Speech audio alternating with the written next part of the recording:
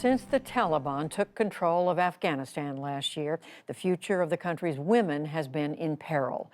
Many girls are barred from receiving an education, and women are prevented from holding a number of kinds of jobs. Back in 2019, special correspondent Jane Ferguson met with a female doctor in Kabul, and she recently returned to find that same doctor now faced with a previously unimaginable choice. Long before the Taliban seized power in Afghanistan, Dr. Najmusama Shifajo's expertise stood out.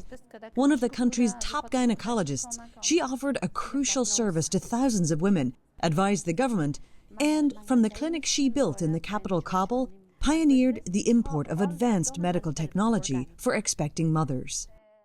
We reached to the diagnosis soon, and there is no need to go outside the country. So it saves lives? Yeah, of course. This is the nose, this is the mouth. To Dr. Shifajo, interaction with her patients is important. Here the mother sees the baby, her own ultrasound. How do they react? Yeah, they are very happy. Right now they know this is the head, this is the heart, this is the stomach, because I teach them. That was Dr. Shifajo in late 2019, speaking with us in her clinic. Her calling card, a passionate, collaborative physician. She began her career delivering babies in secret on mud floors when the Taliban was last in power in the mid-1990s. When we first spoke with her in 2019, that all seemed like a fading memory. When you were working underneath Taliban rule, did you ever imagine that one day you'd have a clinic like this, equipment like this? I had a hope. A hope that faded overnight when the government of Afghanistan collapsed last year. On August 15, 2021, President Ashraf Ghani and his aides fled the country and the Taliban overtook the capital city. Thousands of panicked Afghans, many who worked with US and allied forces, rushed to the airport as a chaotic, American-led evacuation took place.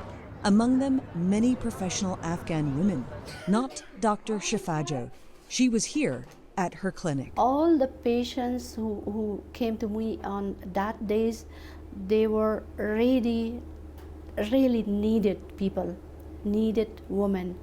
They needed the healthcare services. And some people with very severe depression, even when they lied on the bed, they started to cry. It was really terrible. Fearful the country's medical care would collapse under Taliban rule, women begged her to induce labor right there. So most of the women, even their pregnancy period was not completed. They pushed me to do the cesarean and take the baby out from the womb. Otherwise, if the situation deteriorates, there will be no doctors. So who will do this operation or delivery for us? They were asking you to push the delivery forward. Yeah. By force, end the delivery. Because they were afraid of? Not having the doctor, not having the services in the hospitals, that's why. When we first met Dr. Shifajo, the Trump administration was in talks with the Taliban about leaving the country. At the time, women like her were worried about what might happen if the insurgent group returned to power. We want our right as a woman, as a doctor, as a mother, and as an Afghan, as a Muslim. You have daughters. What do you hope for their future? How do you picture it? For my elder daughter, I want her to be a pilot. She's also interested to travel a lot, but for the others, they are interested to be a doctor. Like their mom. We came back to Kabul several months into Taliban rule to find Dr. Shifajo changed, her spirit diminished. The futures she dreamed of for her daughters, gone. After their takeover, the Taliban banned all girls from attending public school. A few months later, they relented, allowing those under age 12 to go for an education. Dr. Shifajo decided to send none of her girls, encouraging solidarity among the sisters. You're an educated woman working in an elite field with a 14-year-old daughter who's not allowed to go to school. How does that feel? My two kids are small. They are allowed to go to school. They are under the 6th class. Under But- 6th grade? Yes, under 6th grade. But my eldest daughter is at 8th grade, so she is not allowed to go to school. That's why I do not allow the two youngest one as well. She will feel that I'm at home and do not study, and these two, my sisters, are going to the school. That's why she will be disappointed. She pushes them to study independently at home, but knows an even more painful choice lies ahead. Although I love my country, I love women, I love my patients, and I love my job a lot, like my kids, like my heart, like my body. But still, I have to go outside the country because of my kids. Dr. Shefajo never feared the Taliban and chose to stay in Kabul to provide services to her patients. But she fights two battles now: a mother's love for her children and a dedication to her patients. I love both of them a lot, but in comparison, my career and me are one person, but my kids are three, and they should have bright future. And because of them, I can leave everything.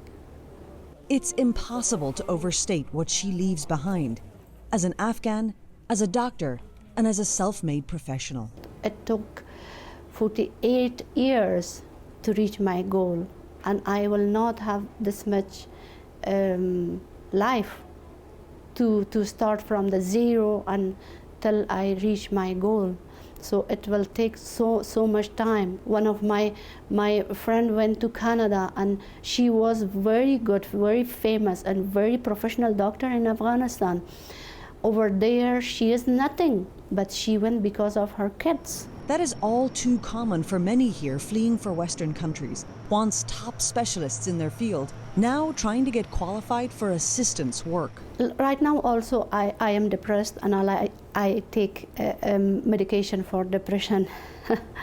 My condition will deteriorate a lot, and I know I will lose everything because I invest a lot, invest all of my money in my hospital. I do not have anything in my hand, but I am thinking about my kids. Dr. Shefajo doesn't know yet when or where she will go. Getting visas to move abroad is tough for Afghans, but she is resolute about getting her daughters out of here and into a classroom, anywhere. The choice she is making, the sacrifice, is one countless Afghan men and women will continue to make as they flee for the sake of their children, surrendering their whole life's work in hopes their sons and daughters will never have to make the choices they did.